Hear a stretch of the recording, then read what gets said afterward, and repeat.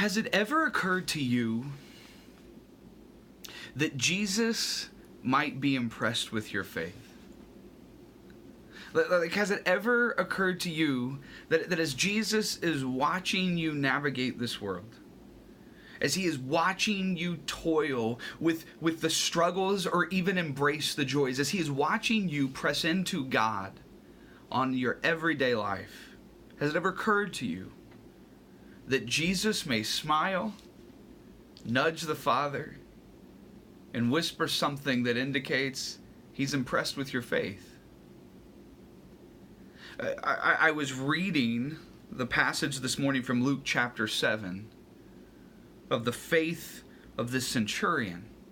And it reminded me of this question from a book I've read recently called A Tree Full of Angels by Macrina Wiederkehr, Seeing the Holy and the Ordinary. And on around page 45 into page 46, she asked that question: has it ever occurred to you that Jesus might be impressed with your faith, your hope, your love? Has it ever occurred to you that because of your single, pure, undivided heart, Jesus might look at you with love and say, I like what I see. Your faith nourishes me. I can do nothing but respond to your great need. Be it done for you as you desire. Has it ever occurred to you that Jesus might be impressed with your faith? Because we see this a couple of times in the gospel. In Luke chapter 7 is one of those moments. Jesus had finished preaching a lot of different things from Luke chapter 6. It's actually Luke's version of the Sermon on the Mount. You have his Beatitudes in chapter 6, verses 20 through 23, although they vary a little bit from Matthew's. And then he begins to go and speak his Sermon on the Mount of the judging of others, of loving of enemies. And he ends even the way the Sermon on the Mount ends in Matthew 7 with the wise and the foolish builders. And then comes this centurion. The centurion comes, and there at Capernaum, a centurion servant whom his master valued very highly was sick and about to die.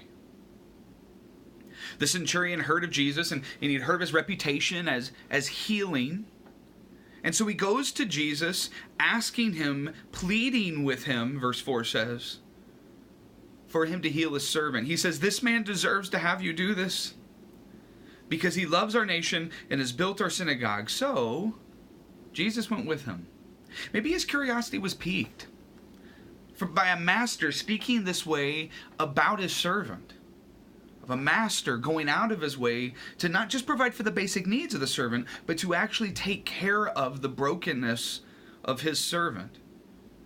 It says, whenever he was not far off from the house, though, when the centurion sent friends to say to Jesus, Lord, don't even trouble yourself coming to my home, for I do not deserve to have you under my roof. That is why I did not even consider myself worthy to come to you, but say the word, and my servant will be healed. For I myself am a man under authority with soldiers under me. I tell this one, go, and he goes, and that one, come, and he comes. I say to my servant, do this, and he does it. Just say the word, Jesus. And I trust that all that you say will happen. Verse 9, when Jesus heard this, he was amazed. He was amazed at him, and turning to the crowd following him, he said, I tell you, I have not found such great faith even in Israel. Has it ever occurred to you that Jesus might be impressed with your faith? That the simple ways in which you're going, Lord, I just know that if you say the word, it will be. But I trust even if it doesn't. I trust even if you don't. Macrina Wiederkehr, in the next page of her book, page 47, she begins to describe this heart of faith, this revelation of Jesus being impressed with our faith through a poem. And the first opening lines of the poem that she writes are startling to me. She says this, O most nourishing one, if I asked you for bread, would you hand me a stone? The implied answer to that is no. I mean, Jesus even talks about that. But then she goes on and says this, but I'd believe in the stone if it came from you. I'd believe in the stone if it came from you.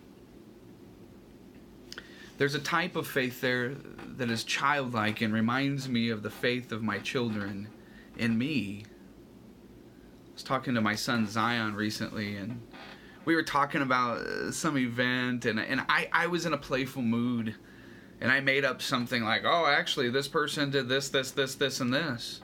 And I wasn't even thinking. I thought he knew I was joking. And it was a couple of days later, he came to me and he's like, Dad, I was talking to my friends, and isn't it true that that person did this, and this? And I was like, what? He's like, well, that's what you said the other day. I said, son, I was joking. I said, why would you think that's even true? I mean, why would you believe that? That's so outlandish. And Zion, my son, looked at me and he said, because you said it. You said it, Dad. Why wouldn't I believe what you said?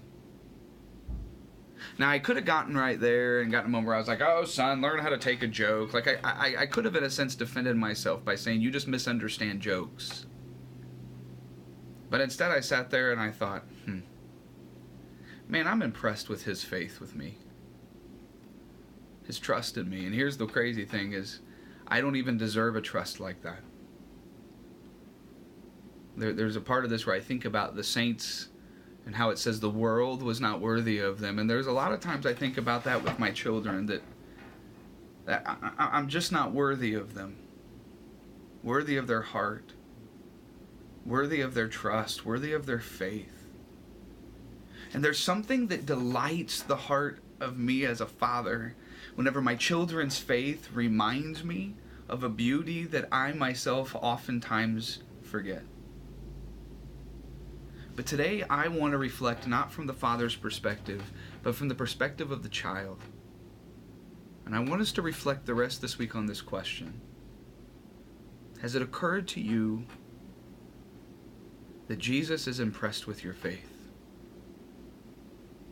Has it occurred to you that whenever you live with the loving embrace and the trust of the Father, that He smiles down on you, genuinely impressed with the way that you trust Him, with the way that you believe Him, with the way that you put all of your faith and hope in Him?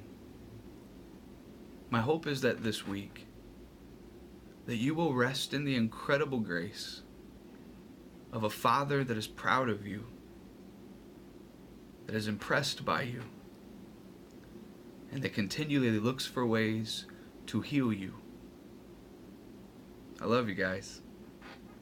See you next week.